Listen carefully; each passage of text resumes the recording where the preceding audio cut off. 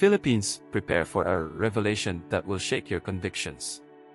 Have you ever wondered how the ancient accounts of the destruction of Sodom and Gomorrah can change your perspective on life today? In a world full of mysteries and surprises, we are about to unveil deep secrets that will challenge everything you thought you knew. Get ready for an exciting journey, filled with controversies, bold claims, and fascinating discoveries. I guarantee you won't want to miss a second of this video. So, embark on this adventure with an open mind and prepare to be amazed. In the narrative, we find Abraham peacefully at the entrance of his tent under the scorching heat of the day. Suddenly, he spots three strangers in the distance and immediately rushes towards them. As he approaches, he bows deeply as a sign of respect. With all courtesy, he says, "My friends, if I may have the honor of your visit, do not let me send you away without first enjoying some hospitality. Let me provide water to wash your feet and rest in the shade of these trees. And let me also offer bread so you can replenish your energy before continuing your journeys, for you have been kind to pass by here." The travelers gladly accept the offer, and Abraham, without wasting time, instructs his servants to follow his instructions. He then hurries into the house and asks Sarah, his wife, to quickly prepare 3 generous portions of the finest flour available. Abraham, without hesitation, begins to work.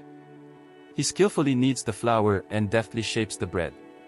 Then, in a flash, he rushes to the herd and chooses a young and robust calf, handing it over to a servant for preparation. Meanwhile, he arranges fresh curds, milk, and the meat that was being cooked, serving everything to the visitors under the generous shade of the tree. He stands beside them, attentive and courteous, as they enjoy the meal. Soon, the traveler's curiosity turns to Sarah, Abraham's wife, who is inside the tent. One of the visitors then makes a startling statement, "I will certainly return to you at this time next year, and Sarah your wife will have a son." Listening discreetly behind the tent door, Sarah couldn't help but smile. At this advanced stage of life, both Abraham and Sarah were elderly, having lived many years. Sarah, in particular, had already surpassed the age of bearing children. Faced with the Lord's words, she couldn't help but laugh, incredulous, questioning, "Is it possible, after all these years, to experience the joy of motherhood, when both my husband and I are old?" The Lord then addressed Abraham, "Why did Sarah laugh, doubting the possibility of conceiving a child in her old age?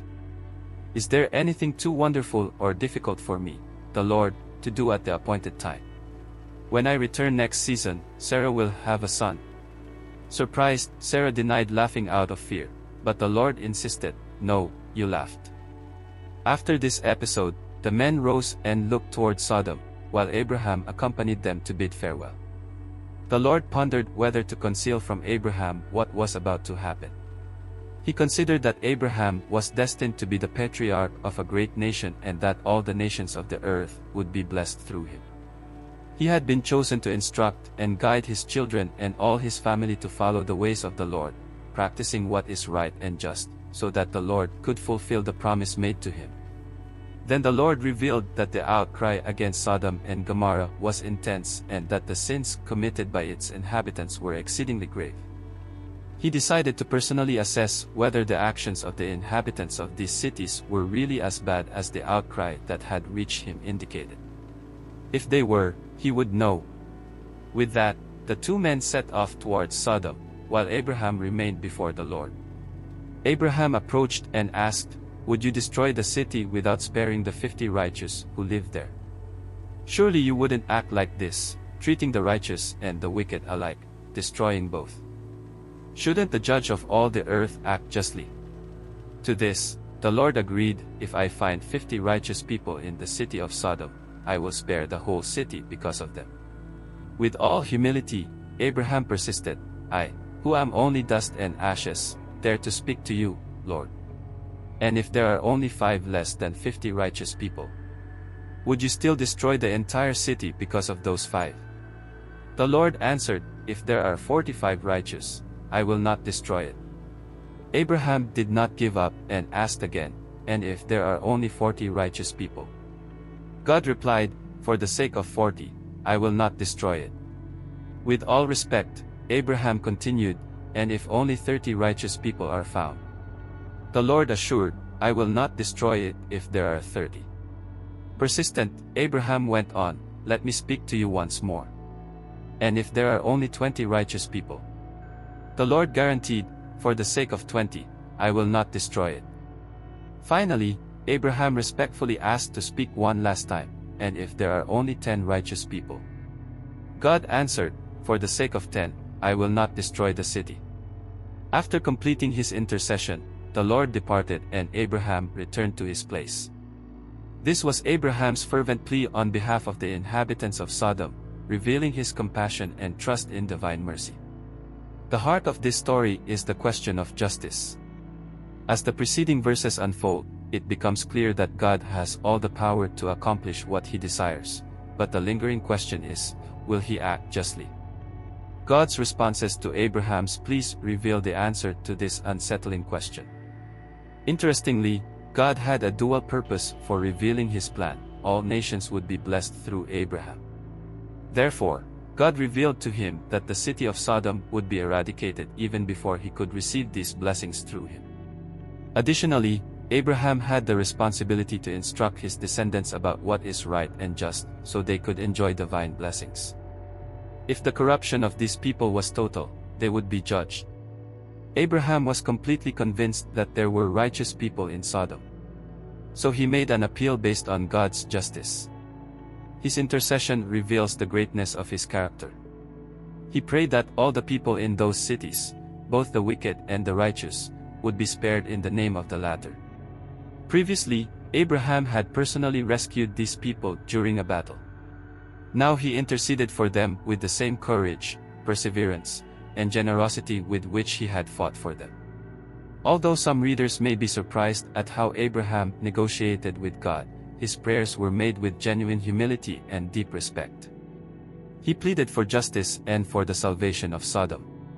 Even as he proposed conditions of 50, 45, 40, 30, 20, or even 10 righteous, Abraham was not trying to persuade God to act against his will.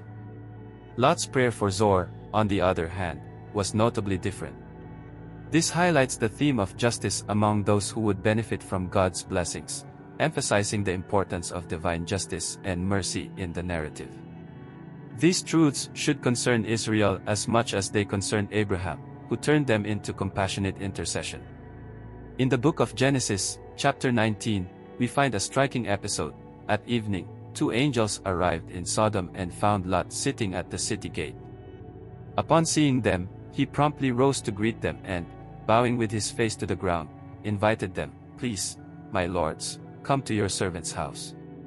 Spend the night and wash your feet, then you can rise early and go on your way." However, the angels initially refused, insisting on spending the night in the square. However, Lot persisted so much in his invitation that they finally accepted and went to his house, where he prepared a feast with wine and unleavened bread, and together they enjoyed it before resting. The inhabitants of the city, young and old from all parts of Sodom, surrounded the house and called to Lot, demanding that he hand over the visitors so they could have intimate relations with them. Lot then went out to meet them, closing the door behind him and trying to protect his guests. He offered his 2 daughters, who were still virgins, in place of the men, begging them not to commit such a wicked act. This episode not only illustrates the deep depravity of Sodom but also highlights the value of hospitality and protection in the culture of the time, as well as Lot's attempt to preserve these values even in extremely dangerous circumstances. Then the men, who were angels, reached out their hands, pulled Lot into the house, and closed the door. They then struck the men outside with blindness, from the youngest to the oldest, so that they became weary trying to find the door. Next, the angels asked Lot if there were any more of his family in Sodom, sons, daughters, or anyone else in the city, and instructed him to get them out of there. They explained that they were there to destroy the city, as the outcry against it had become so great before the Lord that he had decided to devastate it. Lot went to his future sons-in-law, who were engaged to his daughters, and said to them, "Get up, leave this place, for the Lord is about to destroy the city." But in their eyes, he seemed to be playing, and they did not take it seriously. At dawn, the angels urged Lot to rise quickly, instructing him to take his wife and 2 daughters out of the city, so they would not be consumed by the imminent divine punishment. At first, Lot hesitated, but the angels, moved by God's mercy and in consideration of Abraham, held his hands, along with those